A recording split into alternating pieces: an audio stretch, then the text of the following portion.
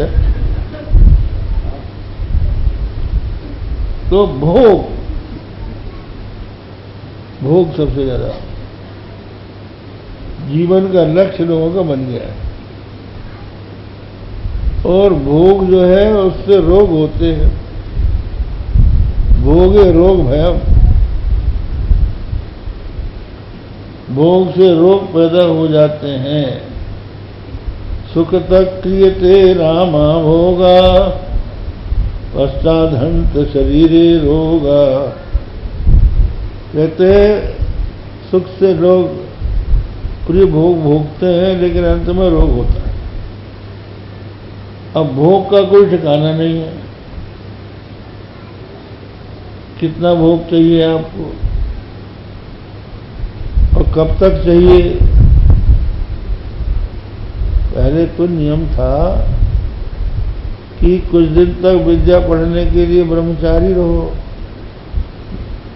फिर गृहस्थ आश्रम में चल के संतान पैदा कर लो, उसके बाद फिर वानप्रस्थ हो जाओ, उसके बाद संन्यास ले लो। अब संन्यास का नाम ही नहीं है। मरते दम तक खाते रहोगे तो कहां तक खाओगे? तो भोग को जब जीवन में लक्ष्य बनाया आपने, तो भोग बिना पैसे के नहीं होता है। उसके लिए पैसा चाहिए और फिर थोड़ी हो जाएगा भोग। अब आप सोचिए, आप अगर ठेले में जाके चाय पियोगे तो 5 रुपये में मिल जाएगा, लेकिन वही एयर कंडीशन में जाके खाओ पियोगे तो 100 रुपये में। तो जब आप अच्छे से अच्छा भोग करना चाहोगे तो ज्यादा से ज्यादा पैसा चाहिए, और पैसा ईमानदारी से ज्यादा मिल नहीं सकता। तो भ्रष्टाचार नहीं होगा। कौन बचाए भ्रष्टाचार? आप सोच लो, सरकार के कुछ ऐसे कानून हैं कि लोगों को भ्रष्टाचार करना ही पड़ता है। जितने मंदिर हैं, उन मंदिर में जो पूजा होती है, उस पूजा में जो पैसा लगता है, उसमें इनकम टैक्स का एग्जम्पशन नहीं है। ये हालत, वो नंबर 2 के पैसे से होगी, क्योंकि एग्जम्पशन तो होगा नहीं। और जितना तुमने हिसाब दिया है इनकम टैक्स के ऑफिसर को, तो उसके बाद तो आपके पास जो बचता है वो आपका बैंक में है। तो चेक से तुम दोगे तो उसमें आपको एग्जम्पशन नहीं मिलेगा। तो आप स्वाभाविक रूप से बचाओगे कि कुछ भजन के लिए भी दे देंगे, मंदिर में चढ़ाएंगे, महात्मा जी गुरु जी आएंगे तो उनके चरणों में कुछ चढ़ाएंगे, तो वो कहाँ से लाओगे? तो ये सब के सब कानून बन रहे हैं।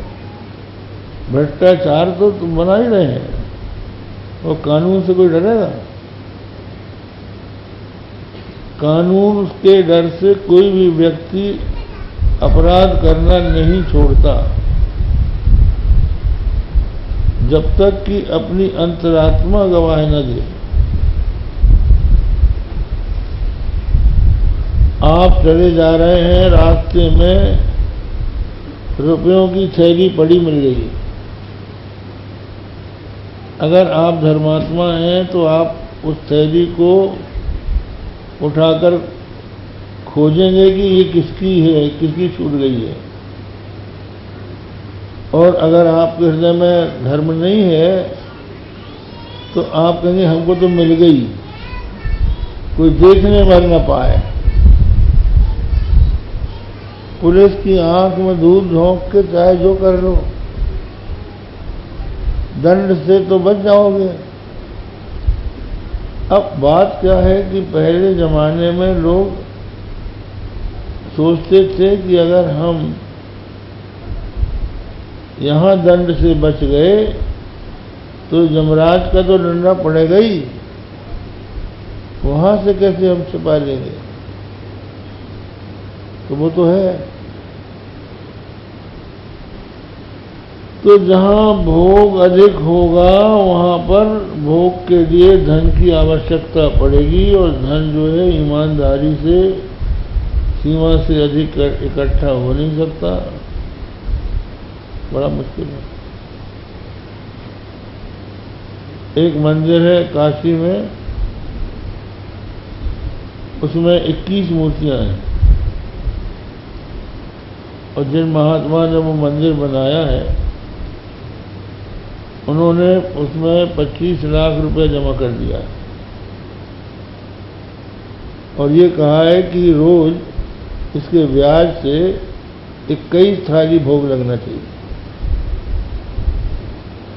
अब जो ट्रस्टी लोग हैं वो इसका पालन करते हैं, लेकिन जब हिसाब लिखते हैं तो ये कहते हैं कि 21 थाली कंगलों को खिला दिया, भगवान को खिला दिया ऐसा कहोगे तो एग्जम्पशन नहीं मिलेगा। कंगलों को खिला दिया ऐसा कहोगे तो एग्जम्पशन मिलेगा। ये तो कानून की हालत है। ऐसी तो सरकारें बन गई हैं, राज्य ऐसे हो गए। इनसे कैसे आशा करोगे कि धर्म आपका बच जाए।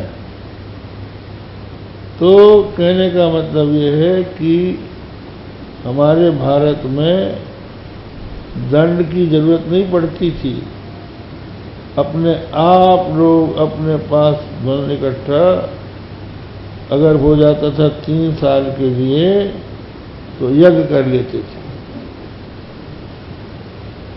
देखते हैं जिसके अपने सेवकों के लिए, परिवार के लिए अगर 3 साल का धन एकत्र हो जाए तो ससोमम पातुमर्हति है, यस्य त्रैवार्षिकम वृत्तम ससोमम पातुमर्हति। माने जो 3 साल तक का जिसके पास धन इकट्ठा हो गया वो यज्ञ कर ले। यज्ञ करने से धन का सर्कुलेशन हो जाता है, वो बट जाता है। सबसे पहले हमारे सफाई कर्मियों को मिलता है, जहाँ यज्ञ होना है उनको मजदूरी मिलेगी। फिर जो यज्ञ मंडप बनाएंगे उनको मिलेगा, कारीगरों को, शूद्रों को मिल गया। उसके बाद बनियों के यहाँ से सौदा आएगा, उनको मिलेगा। फिर जो रक्षक हैं उनको मिलेगा, उसके बाद पंडितों को मिलेगा। तो सारे समाज के लोगों को वो धन बट गया, तो किसी एक के पास इकट्ठा नहीं हुआ। ऐसी हालत नहीं हुई कि एक के यहाँ संतरे सड़ रहे हैं और दूसरे के यहाँ वो पत्र के लिए भी नहीं मिल रहा है। तो ये यज्ञ नाम की जो वस्तु है यही शुक्र अवतार है। भगवान शुक्र के जो रोम है वो कुश है, तो यज्ञ बबू है वो। तो यज्ञ के